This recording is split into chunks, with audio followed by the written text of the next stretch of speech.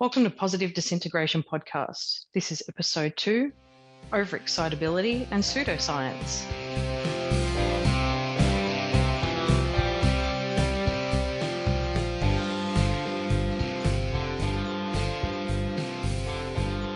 Hi everyone, welcome back to Positive Disintegration Podcast, a framework for becoming your authentic self. I'm your host, Emma Nicholson. I'm a business analyst who uses business tools and techniques to explain Dabrowski's theories on my YouTube channel, Adults with Overexcitabilities, and I write the Tragic If blog. I'm also the technical director of the Podiversity podcast. Joining me again today is my co-host and our resident expert on positive disintegration, Chris Wells, a Dabrowski scholar, researcher, and therapist in private practice. Welcome back, Chris. Thanks, Emma. It's great to be back. So our topic today is overexcitability, something that I'm personally excited to discuss. And Chris, you recently presented at the National Association for Gifted Children. They had a conference. How was it? Right. It was great. It was wonderful to be back at a conference in person.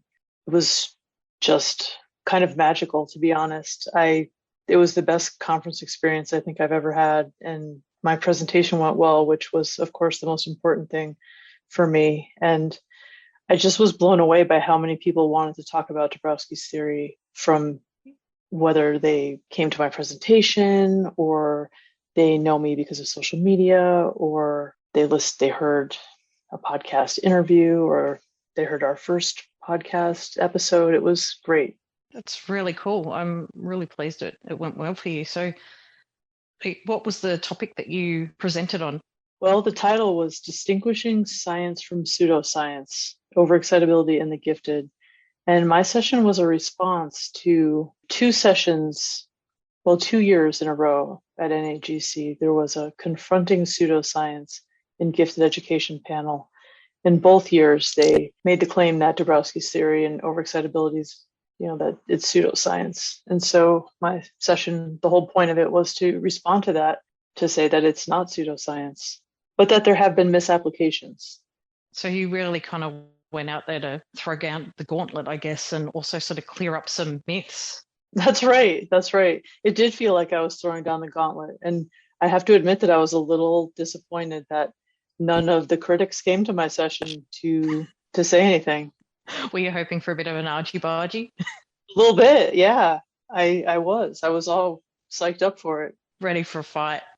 Ready, absolutely. Well, it's good to see you taking the bull by the horns, I guess, and sort of flying the flag for science and for Dabrowski. Well, I believe in this. I study this full time for my work, and I know that the critics have only the most superficial understanding of these constructs. And so I felt well prepared. You went in armed to the teeth, huh?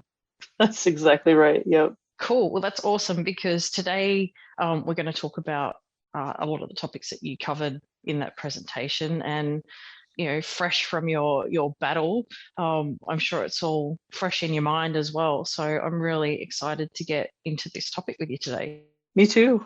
So I guess the first question that might be on our listeners' mind is, what are overexcitabilities? So can you give us an explanation of what overexcitabilities are? Yes. Overexcitability is a much older construct than most people think. It predates Dabrowski's theory and Dabrowski by many years. It comes from the condition known as nervousness. And nervousness goes back in the medical literature to the 1700s. And overexcitability, the first place I saw it was in William James's Principles of Psychology in 1890, in volume 2, where he talks about psychic excitability, emotional excitability, hyperexcitability, just like Dabrowski. Then there are others who used it before he did. So Dabrowski is the one who took overexcitability, differentiated it into 5 types, and built his theory of positive disintegration around it. And so the 5 types are psychomotor, sensual, intellectual, imaginational, and emotional. But actually, it started, first he wrote about it in 1929 with sensual and emotional, and then he added psychomotor and imaginational And then he didn't actually add intellectual until 1958. So that's a fair gap. I mean, he must have been working on this for a fair amount of time then. Yes, that's right. He did. He put a lot of thought into all of this. And there's a book from 1935 called Nervousness of Children and Youth. And it's actually a Polish title, but my Polish pronunciation is rough, so I'm not going to attempt it right now. But Michael Piechowski has been translating this book for the last year or so, and it's been very interesting because in this book, he is talking about nervousness and overexcitability, and it ends with his kind of the germ of the theory. But instead of positive disintegration, he was calling it disaggregation, like of psychic structures. And so you can see from his earliest work that overexcitability played a hugely important part in the development of the theory itself. But the theory didn't come until later. The first full outline of the theory was in 1949. And so that kind of gives you a sense of the progression of these ideas. It's quite a good timeline for us. So what did Dabrowski actually define overexcitability as? Overexcitability is a lowered threshold to stimuli. And this stimuli can occur in your inner environment. It can come from emotions or your imagination, or it can be external, outside of you. And so really it's an overreaction to stimuli. People who are overexcitable respond to things that other people don't even notice. They have more prolonged reactions to stimuli. It's in the nervous system. I'm assuming that includes the bad stuff as well as the good stuff. So when you say you've got a heightened response to things and you notice things, you notice the good and the bad at the same time. That's right. Yes, it can be wonderful. You're responding because you're ecstatic, or it can be negative, that you are, over responding to maybe too much noise or light, or even imaginational over response can be bad or can feel bad. And so one of the things that I've figured out from studying the Polish work especially is that there's tremendous overlap between Dabrowski's construct of overexcitability and some modern diagnoses that we have, such as ADHD or autism, sensory processing disorder, stuff like that. Overexcitability is a very broad construct that includes the sensory or the inattention or the motor hyperactivity or, of any of these conditions. I am a neurodiversity affirming practitioner. And so I don't look at these as problems or disorders so much as who we are if we have them. That's interesting. So you're talking about a set of people who have overexcitability. Who is most likely to sort of have overexcitability, according to Dabrowski's research and also what you found in your own research? It seems to me that the people who are most likely to experience overexcitability are people who are gifted, which is, one group that we know about. And then within gifted, the twice exceptional, I think, are especially likely, and especially the ones who have a diagnosis like ADHD or autism. But you don't have to be gifted. And so outside of that, I've certainly known people who aren't intellectually gifted, but have overexcitability. They may or may not relate to or, identify with ADHD or autism. Some people, a lot of people who consider themselves highly sensitive people also resonate with Dabrowski's overexcitability, but not all. It's very interesting to me, the different groups that do feel that they are overexcitable. And it's fair to say that not all gifted people have overexcitability, right? That's right. They don't. It's impossible to say how many gifted people ask me often, well, what is the percentage of the gifted who are overexcitable? Well, it's hard to say because it depends on what definition we're using of gifted, for one thing. If we're talking about gifted as achievement in the classroom, you're going to have a different percentage than if you are looking at gifted from in terms of like IQ scores or the psychological aspect of giftedness. Asynchronous development. There's no consensus in the field of gifted education around the definition of giftedness. And so that complicates things.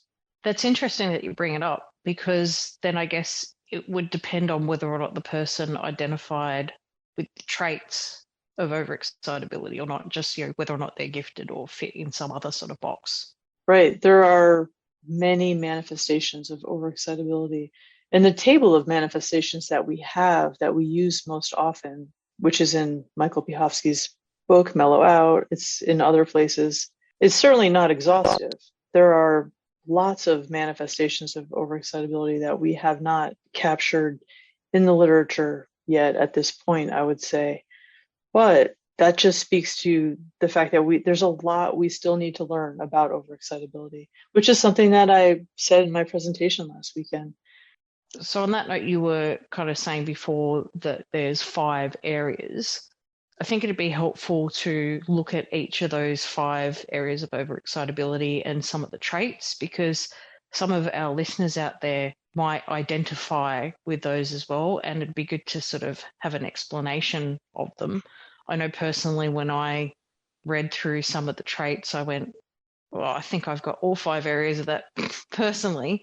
But it's important to note, I think, that not everyone has all 5 areas of overexcitability.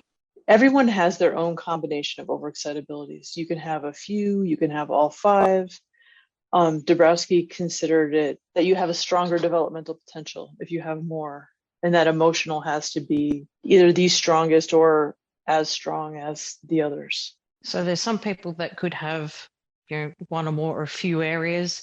There's some people that could have all 5, and depending on the individual, those ones would all be at different strengths, which kind of fits with Dabrowski because he likes to talk about, different dimensions of things and different levels. So, I guess it's like 5 different volume settings, and each one could be sitting at a different level for each individual. That's right.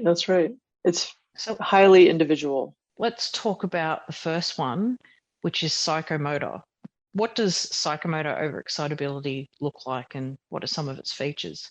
Well, the first thing I want to mention before we go into it is that each of the types has kind of a pure expression of what it looks like, and also an expression of emotional tension.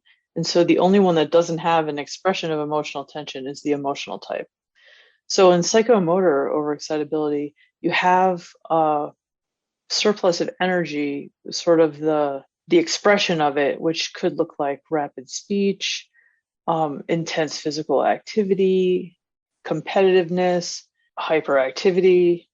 But then you also have the psychomotor expression of emotional tension.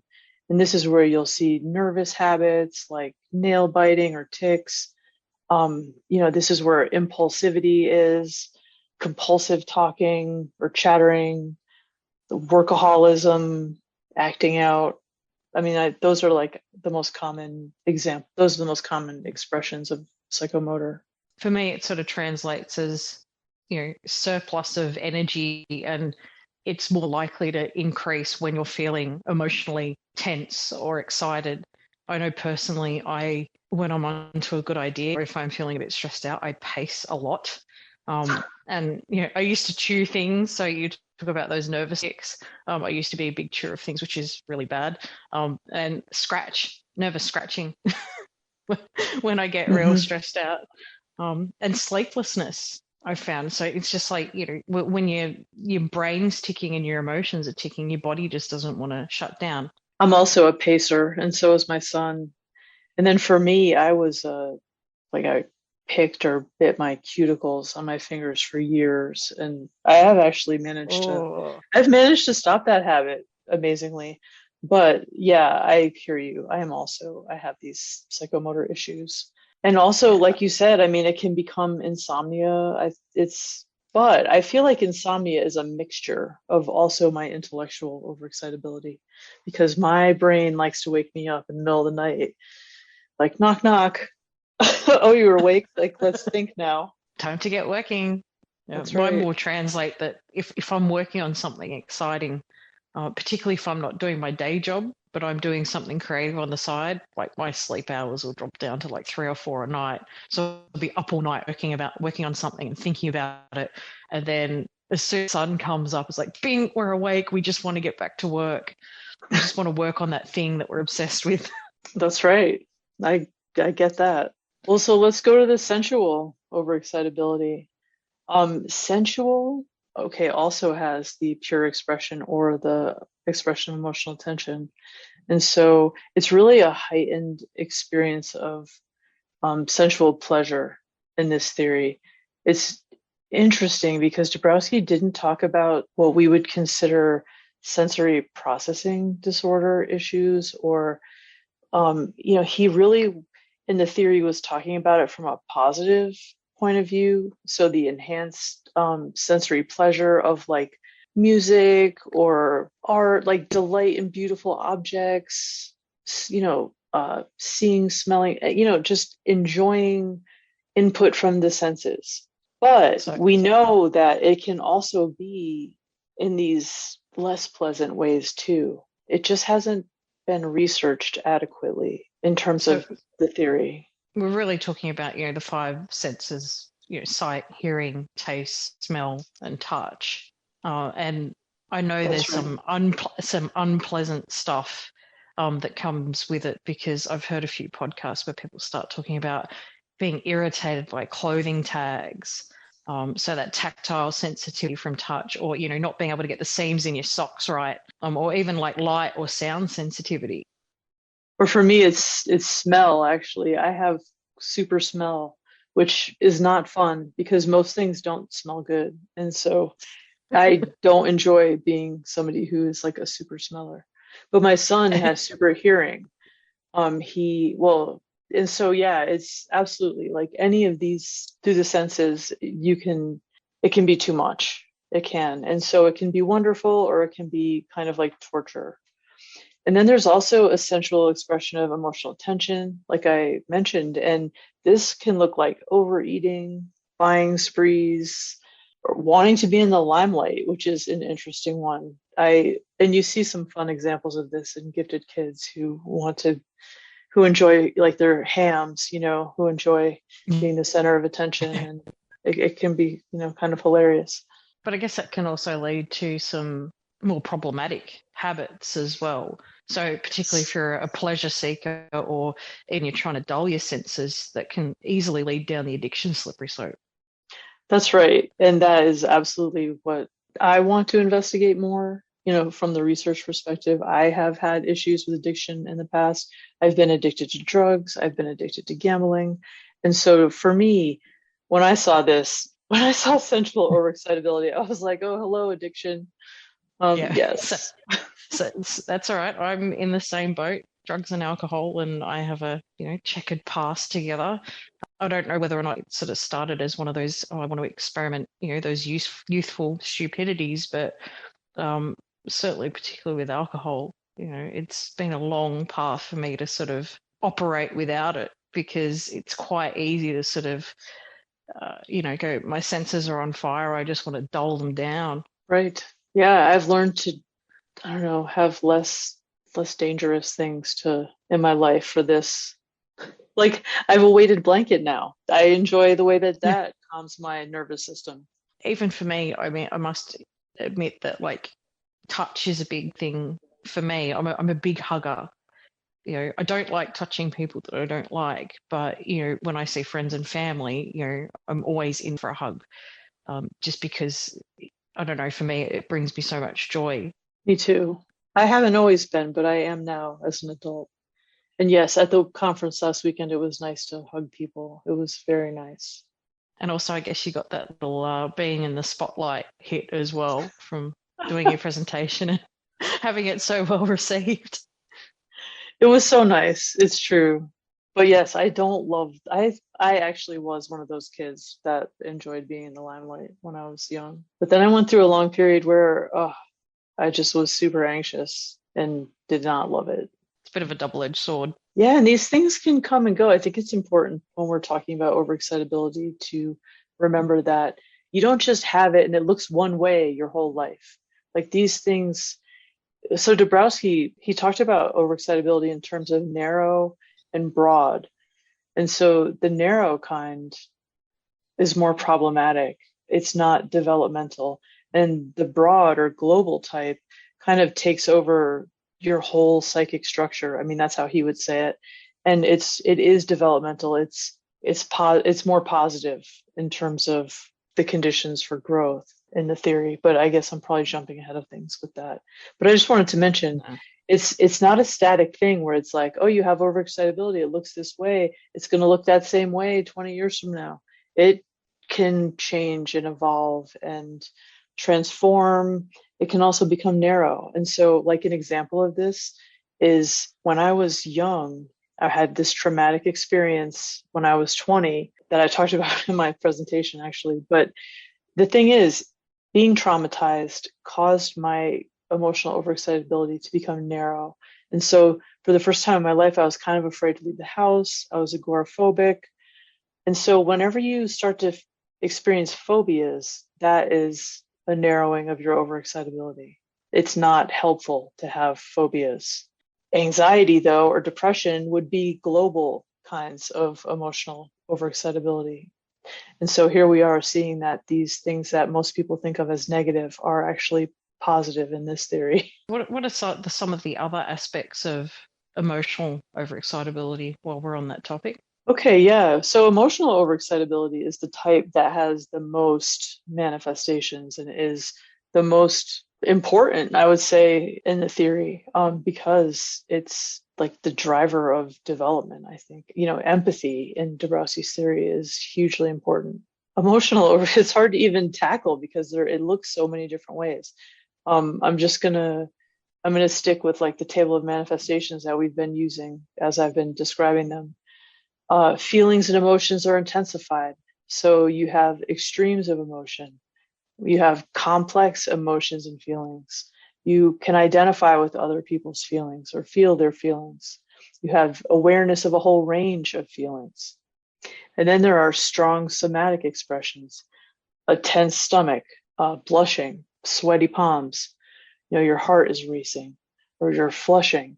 Then there's strong affective expressions like shyness or timidity, inhibition, enthusiasm, ecstasy, pride, a strong affective memory, shame, feelings of unreality, fears and anxieties, guilt, a concern with death, and also depressive and suicidal moods. But basically, emotional overexcitability is a capacity for strong attachments in deep relationships, strong emotional ties, compassion, sensitivity in relationships.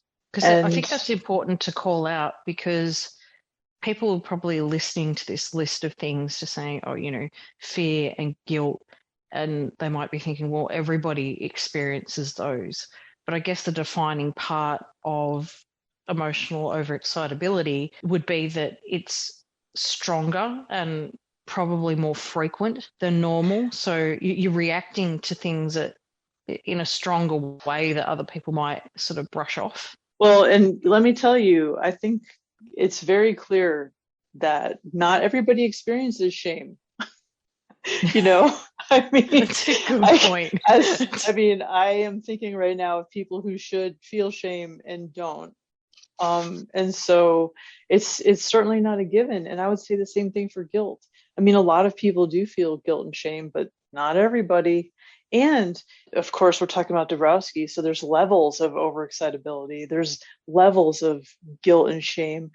Guilt and shame are dynamisms in this theory, but they're not always dynamisms. Like, you can have guilt that's not a transformative type of guilt. You can feel bad about something without wanting to do anything about it. And so, all of this stuff, it's layered and complicated and nuanced, as is the Dabrowski way. And particularly when we're talking about relationships, complications and too many layers of nuance isn't always helpful. Right. But one thing that I think is interesting is that in the chapter that he wrote that introduced overexcitability to gifted ed, he really makes clear that it's emotional overexcitability when there's a relationship involved. And that if a relationship isn't involved, it's not overexcitability, and it's some lower form of excitability, or it's not developmental, maybe. But I think that that's an interesting distinction, and it's important that for somebody with emotional overexcitability, this is somebody who has the capacity for deep, strong relationships. Relationships are a part of how it looks and how it manifests. It's contextualized that way. Which might also manifest in pushing people away because of the fear of that strong attachment. Or shutting it down. I know that personally, when I was young, I kind of shut off my feelings because I didn't know how to deal with them. And so I, went for years of my life without like being able to cry, or, it was easier for me to not feel than to feel. And I think that this is unfortunately a common coping mechanism for people with overexcitability. When my emotions are going and they're too much, I tend to call it hurricane brain, because it feels like you're feeling everything at once really intensely, almost to the point where you can't even put your finger on how you feel about a situation because everything seems to be happening at once. You're afraid, you're sad, you're angry, you're excited, and it's all just roaring at you, at full volume at the same time. And it becomes really hard to sort of pick out how you feel. And what you said about it becoming sort of somatic resonates with me, because at that point I'll often get massive headaches, my teeth will hurt, and it literally feels like my head's about to explode. Yes, I know that feeling. It's not fun, but I mean, I'm laughing, but I absolutely know that feeling of my head is going to explode, or I'm going to shut down. I mean, we talk about like meltdowns in people that are autistic or ADHD, and it's the same thing with overexcitability in the gifted, or, it's just reaching a point where you just can't function anymore. It's overload. Overload. For me, there's only two ways to shut it down. It's either try and get into meditation and shut it down, or you're just going to burst into tears and it's going to come out that way and you're going to have a meltdown. That's right. Yes. So yeah, I mean, overexcitability is intense. That's how I learned about it, doing searches for intensity. I guess on the opposite of emotional, or people might see it as opposite, would be intellectual. It's probably the one people would most associate with gifted people. So let's talk about what intellectual overexcitability looks like. Okay. Yeah, intellectual is definitely the one that most strongly correlates with intellectual giftedness. And Dabrowski thought it was the rarest overexcitability, which I think is noteworthy. It's intensified activity of the mind. So a thirst for knowledge, curiosity, sustained concentration, aka hyperfocus, avid reading, keen observation, a passion for precision. These, and I just have to, give credit that I like these words. These are directly from Michael Piechowski's table of manifestations of overexcitability from his book Mellow Out. I just feel like I'm plagiarizing him, but this is, but the table, like this is like my cheat sheet for overexcitability when people ask what it looks like. So that's why I'm going to it. So intellectual is also a penchant for probing questions, problem solving, a search for truth and understanding, and also reflective thought, like metacognition, thinking about thinking, love of theory, analysis and logic, moral thinking, and independence of thought. And so all of this. Oh, God, well, I mean, I think that the negative can look like, overthinking. Oh my gosh, not being able to stop thinking totally. Like I said, at the conference last weekend, knowing that I had, or in the lead up to it, knowing that I had to present every night, my brain would activate between like 3 and 4 a.m. and I couldn't go back to sleep because it's like I had to rehearse. And so I think that's kind of a mix of intellectual and imaginational, but my brain, it's always going. Overthinking for me often manifests in reading too much into things.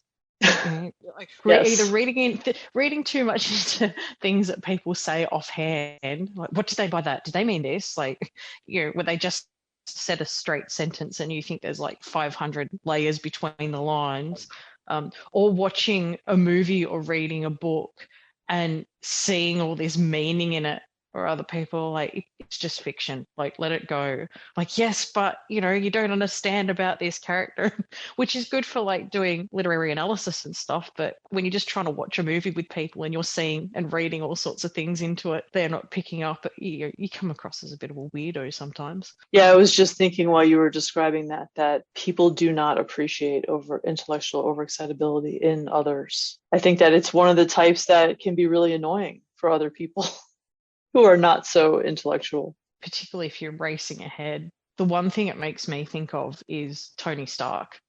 And I actually did a piece on why I think Tony Stark has overexcitabilities, but one of his intellectual traits is he's always doing the reading. Didn't anyone else do the reading? And he's really impatient with other people who can't keep up. So particularly in the first Avengers, he connects immediately with Bruce Banner because Bruce is the only one who seems to speak his language and can keep up with his ideas. And he gets really impatient with Steve Rogers. Like, he hates Captain America because Steve just doesn't think on his level and can't keep up with his rapid thought. So there's annoying traits that come out like that, like having high expectations on other people or getting impatient with them when they can't sort of keep up with you.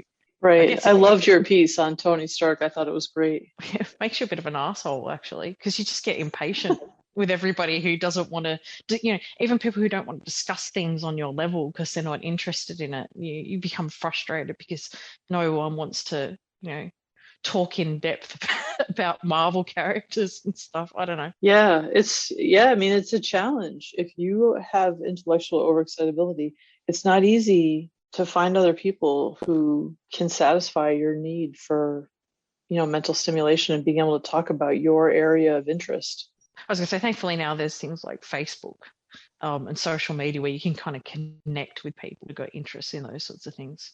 I think it's helped, yeah. And for me, I had to create my positive disintegration study group to have, people to talk about the theory with. And then I have there's another study group the theory that I'm in. And so, it's been important for me to find other people who really care about the theory and are willing to talk about it. And now, of course, here we are, we have this podcast, but it's important to find people you can really dig in with about your special interest. Find your fellow nerds. Really, right. I think is the message. Yeah, and I know you've done that with Harry Potter too. So there you go. Yeah, I know. I like sticking my nose into intellectual and academic places where I don't necessarily belong, but we're also going to find people to, talk about the many personality traits of Sirius Black with. Got to do it somewhere. You have to. Fiction is a good note, I think, to swap over to imaginational overexcitability. Love that. Segue just presents itself, and off we go. So tell us about imaginational. Okay, so imaginational is interesting, actually, because this one for me, well, I have things to say about this. So imaginational can be just the free play of the imagination where you are having, invention and fantasy or detailed visualization, the use of image and metaphor. And it also can be animistic and magical thinking. But it can be the capacity for living in a world of imagination. But that would also include having imaginary friends, being dramatic, mixing truth and fiction. This it's somewhat, common if you have imaginational overexcitability. Which for kids is probably a little bit problematic. I know I was one hell of a daydreamer when I was a kid. I still am, unfortunately, but for me, it was really difficult to focus in school sometimes, particularly if it got a bit boring. Mm-hmm. I'd race ahead and do my work and then just sit and be staring out the window off in fantasy land somewhere. Same. And I suppose, imaginary friends and not being able to, figure out truth from reality is probably a common thing with a lot of kids, I'd say. Right. And yeah, so a low tolerance for boredom is a part of this. And the need for novelty. What you're saying too about people who appreciate magical thinking or have rich sort of visualization, the one thing that springs to mind for me are people who wax lyrical about Tolkien, how well he builds his worlds, particularly in like the Lord of the Rings. So they take his little nuanced descriptions and they can build this really vivid picture of what Rivendell looks like or what Hobbiton looks like. And they sort of can create that world in their mind. So I know one of the things that I've read that people with imaginative OE tend to like is like fantasy and science fiction. And maybe that's why, because they're able to build these worlds in their mind's eye. Yes, I think so. It's interesting to me because I think that imaginational overexcitability can look like that. It can look a lot of different ways.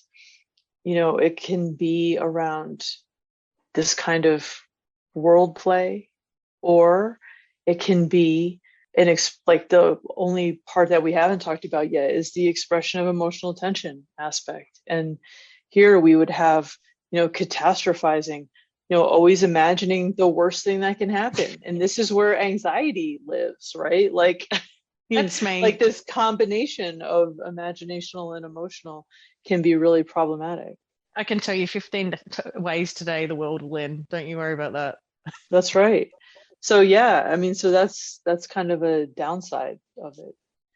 And so in my research, I've found that psychomotor overexcitability is really strongly correlates with the hyperactivity, impulsivity dimension of ADHD, and imaginational overexcitability correlates with the inattentive dimension of ADHD. So it's interesting. Like, I hope that more people will do research to examine ADHD and overexcitability and kind of put them together more rather than try and tease them apart, which is something that we are going to talk about a little later in this episode. It'd be beneficial for particularly our listeners to understand how overexcitability kind of fits into Dabrowski's theory of positive disintegration.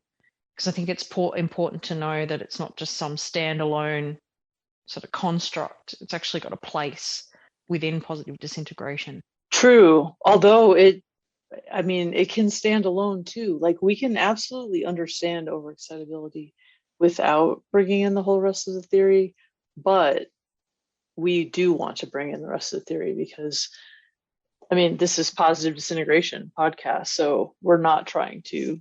But like, now that you've said this, it's opened up a can of worms for me, because to my mind, one of the misunderstandings is that you can't study overexcitability without the rest of the theory. But I don't think that that's technically true, because overexcitability predated the theory of positive disintegration. We obviously can study it without bringing in other constructs from Dabrowski. The question is, do we want to do that? And the answer to that, to my mind, is no. That if we're going to talk about overexcitability, then we are going to keep it within the framework of Dabrowski's theory. And so it's important to understand that he saw overexcitability as creating challenges and conflicts for us, and that could lead to disintegration. There's one quote from Positive Disintegration that I always think about, where he talks about how the child with imaginational overexcitability can't adapt to their environment. And so that's the problem. If you have overexcitability, well, the world isn't built for you. You are going to have a hard time fitting in. When you're a child, it's going to be tough to be in the classroom. When you're an adult, it's going to be tough to do your 9-to-5 job. It's hard to adjust to everyday reality when you have overexcitability. And so that creates challenges.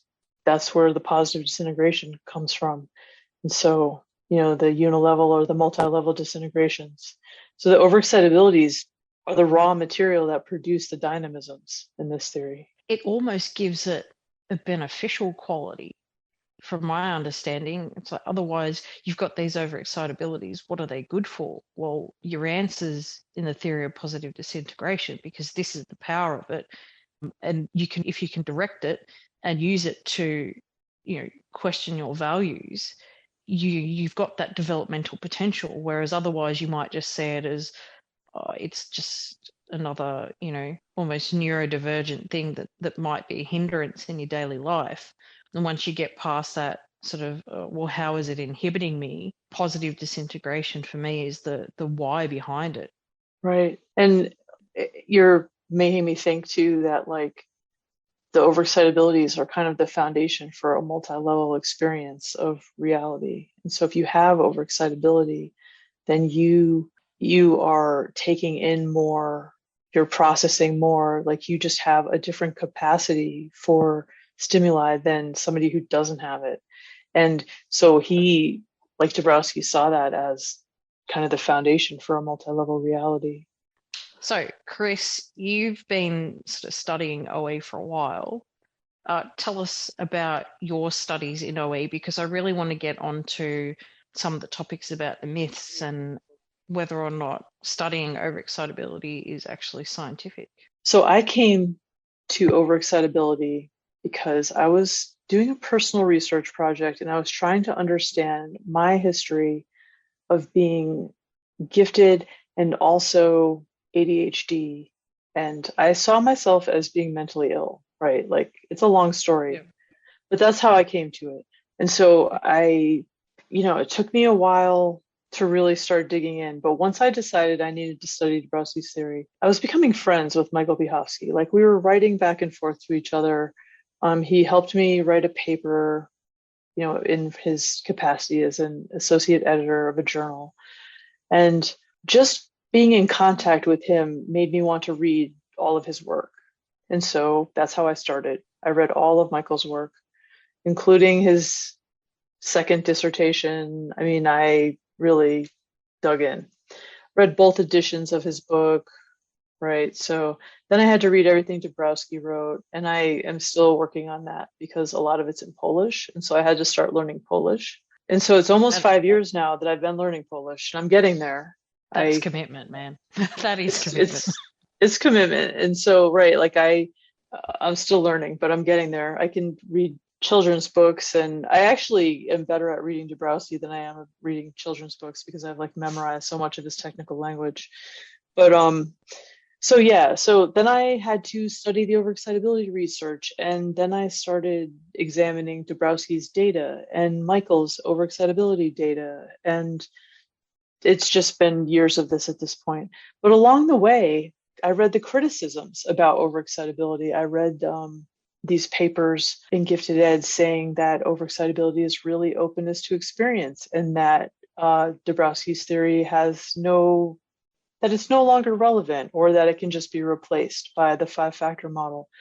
And so when I saw that kind of thing, I was like, well, are they right? I mean, I had to figure out whether that was true. Or I would read, it's not in the misdiagnosis literature in Gifted Ed, you'll read that, well, it's not really ADHD, it's overexcitability. Well, when I came to this theory, I saw myself as ADHD. And so I thought, well, is it really overexcitability? Is it either or?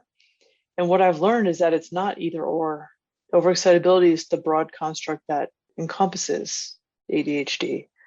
So as I was studying the theory, I had to get to the bottom of these issues and resolve them. And often that meant going to the Polish literature from Dabrowski and seeing what he said in the 30s with the help of Michael. And so it's been really interesting for me because, I got to a point in like summer 2019 when I started really questioning him and saying, I think that there's not a meaningful difference between ADHD and overexcitability. And I made the case for him.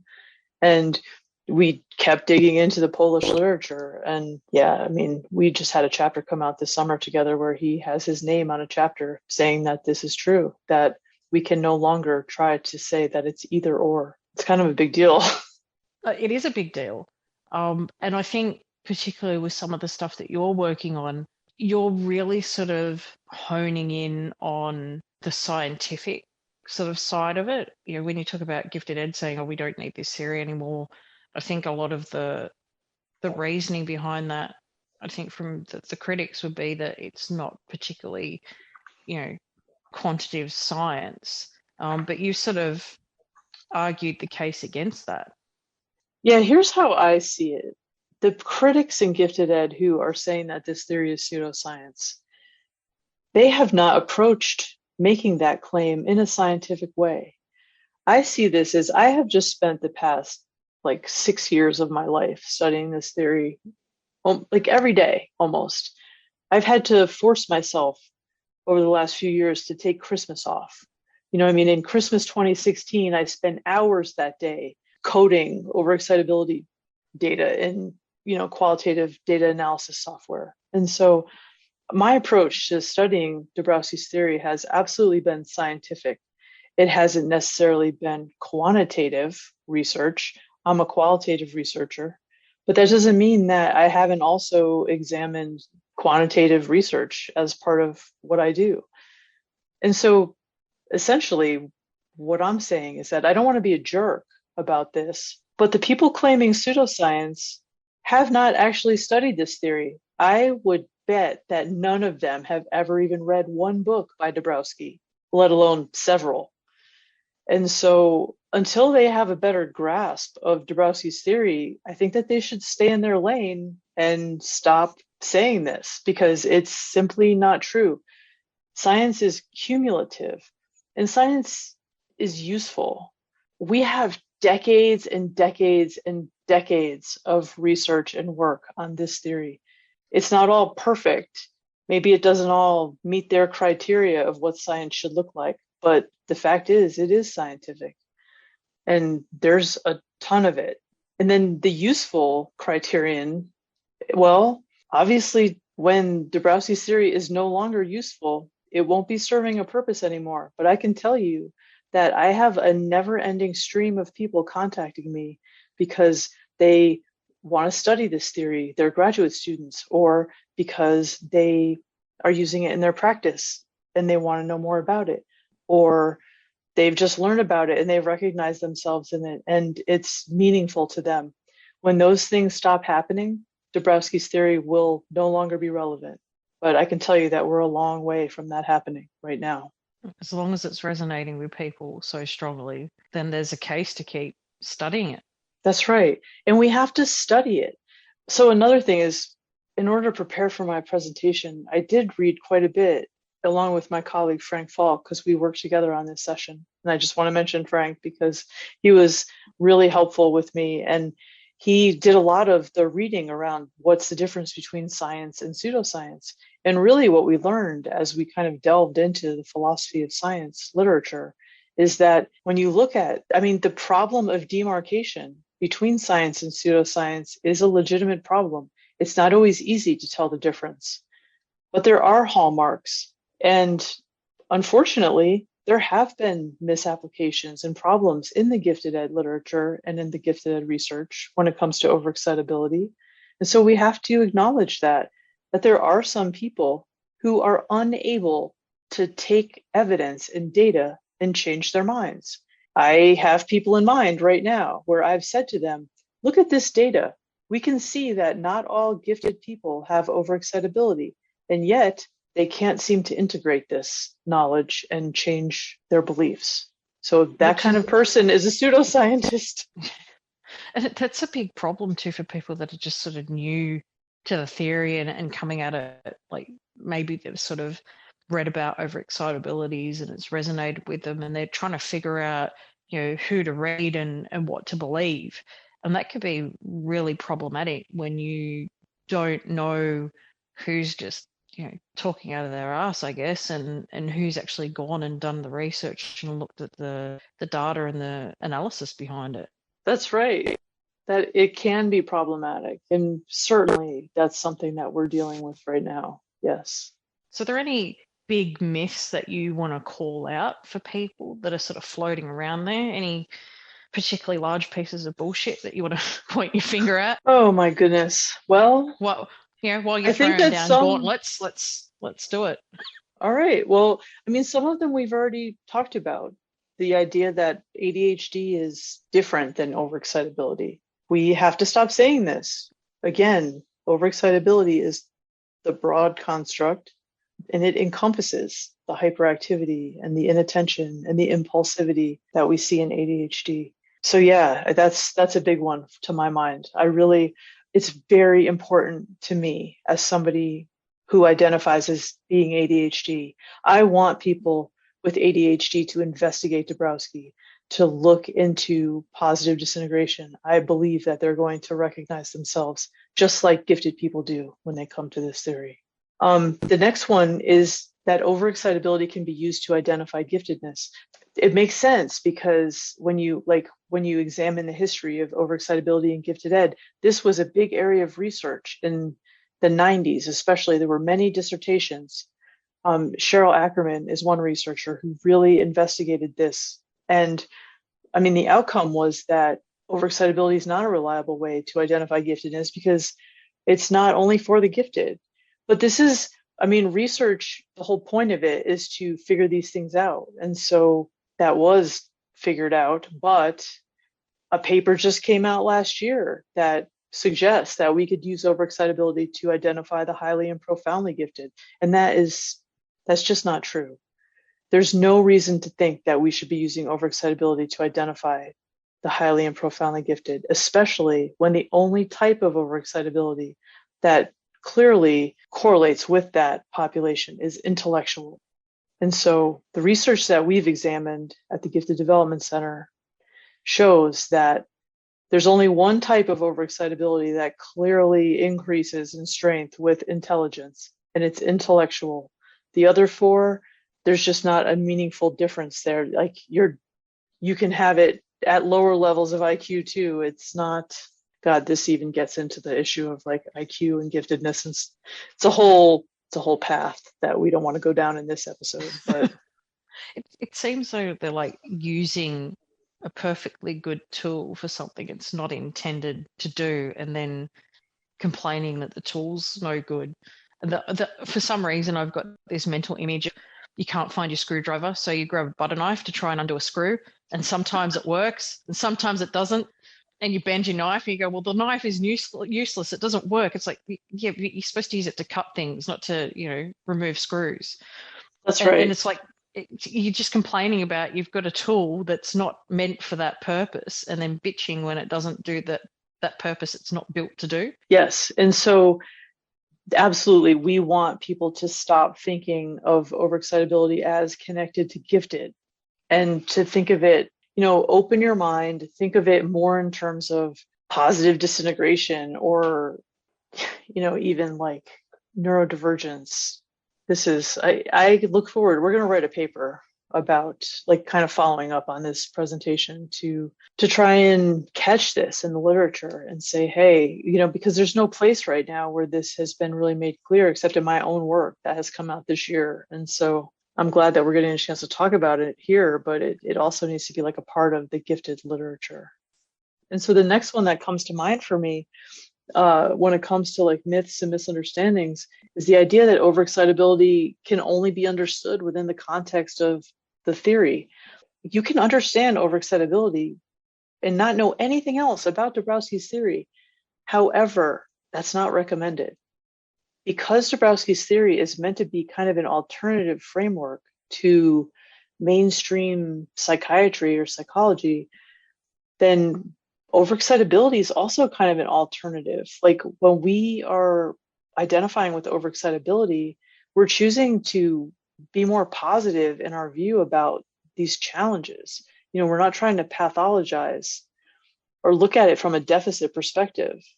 And so, you can just see, like, just now while I'm trying to talk about some of these myths and misunderstandings, it's complicated. You've got a point that overexcitability is probably a gateway. I've seen it as it's the thing that people can identify with. I mean, if people have got overexcitability, they're going to read like a checklist or a table of traits, and within 15 minutes, they'll either identify with it and probably be in tears because they've finally got an answer to who they are, or they won't. But that's sort of the stepping stone for me, and that's certainly my journey with it, is I understood and resonated with overexcitabilities first, and then was able to follow the path down to theory of positive disintegration. So, I mean, people can understand the concept of the wheel without understanding how a car works. it's just more beneficial to know that there's a mode of transportation called the car, because it will take you a lot further than just, rolling along with a wheel. I think you're right at that. The two do go hand in hand, but I don't see why, if there's benefit in people being able to easily grasp overexcitability, why they shouldn't have access to that at first. That's right. Yeah. And so I think that there's only really one other, I don't know, it's not really a myth exactly, but there was a session at NAGC where, they were, interestingly, it was from the people who claim that overexcitability and openness are really the same. And they referred to it as overexcitability's theory in their description, which bugs me. And because there is no theory of overexcitabilities. It's the theory of positive disintegration. There is no overexcitabilities theory. And openness and overexcitability are not the same. They are not. And there'll be more on this in the future. But I think that's a good start when it comes to the myths and misunderstandings. Just these are the big ones. As our resident expert and someone who is researching actively into overexcitability, if we go back to our butter knife and the screw analogy, how would you recommend that people take the butter knife of overexcitability and actually use it properly? That's a good question. Honestly, I think that we have to really think about the appropriate application of overexcitability and how we want to use it. And we need more study. That's very clear to me, that I hope more graduate students especially are going to be interested in doing dissertations that kind of explore the aspects of overexcitability that have been so far unexplored. There are a lot of things that Dabrowski said about overexcitability that nobody's ever checked or investigated. And so there's plenty to work with. But when it comes to using it appropriately, I encourage people to use it as an alternative to the medical model. That's what I do. That's how we live here in my house. My son and I both are ADHDers, gifted, and we don't think of this difference that we have in which we hyper focus on our interests, almost to the detriment of other things, or are kind of inattentive and spacey or dreamy. We don't look at these as negatives. We look at these from a different perspective. We operate differently. The world is not built for us, and we just accept this as who we are, and we are learning, ways around that or ways to live with it. I think that this theory gives us a new framework for understanding these differences without seeing them as something that's wrong with us. And that's what Dabrowski wanted. His major thesis was that psychoneurosis is not an illness. He was right. The fact that we're different, the fact that we do react too strongly, it doesn't mean that there's something wrong with us. We're not broken. And changing your perspective on yourself like that is a very powerful thing for individuals. And even how it changes the way you view and relate in your relationships with other people. I know for me, it's helped me get a better handle on who I am, but it's also helped me understand the different ways in how I interact with other people and how I could be abrasive or I could be frustrating. And it's helped me have smoother, better relationships with people because I'm more conscious of how I am. And rather than beat myself up for being an oddball or, I did something wrong, I offended someone, just understanding that not only helps you mitigate it in the first place, but helps you be more forgiving with yourself when things do go pear-shaped. That's right. And actually, you just made me think of families.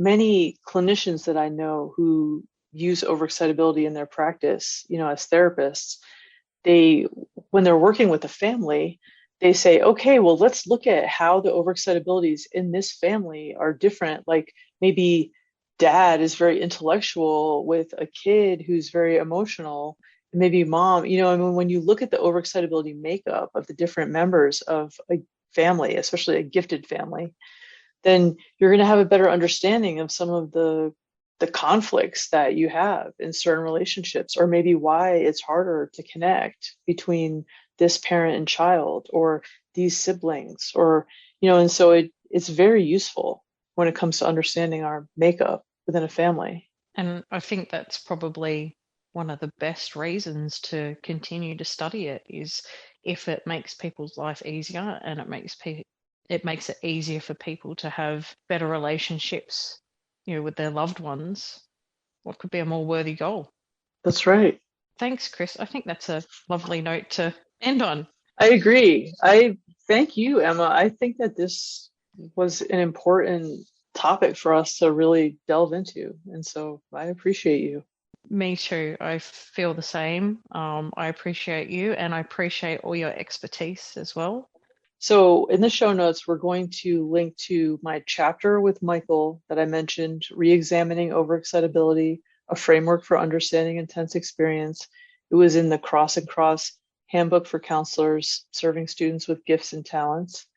And we're also going to link to my paper with Frank Falk called The Origins and Conceptual Evolution of Overexcitability. And we're also going to link to Emma's blog, or Emma's website, Tragic Gift, is a resource for people who are interested in this. And so I also want to link to Michael's book, Mellow Out, They Say, If I Only Could, Intensities and Sensitivities of the Young and Bright. That is where I got the table of manifestations that I shared during this episode. And Michael's book, Mellow Out, is the best book to read when it comes to understanding overexcitability, in my opinion. I love it. I've read it many times. I can't recommend it highly enough. And it's cheaper from the publisher than anywhere else. And so that's worth noting. And then Michael was co-editor with Susan Daniels on Living with Intensity. That is another book that people find very useful in understanding themselves and overexcitability. So I think that those are the big resources. Cool. So that's an awesome list of resources, and we'll link those in the show notes. Thanks, Chris, once again for being on the podcast and giving our listeners such valuable information. So that's all we have time for in the end of our show. If you'd like to contact us, you can do so on social media through Twitter and Instagram on Positive Disintegration Podcast, or at Gmail at positivedisintegration.pod@gmail.com. Until next time, thanks for listening, and keep walking the path to your authentic personality.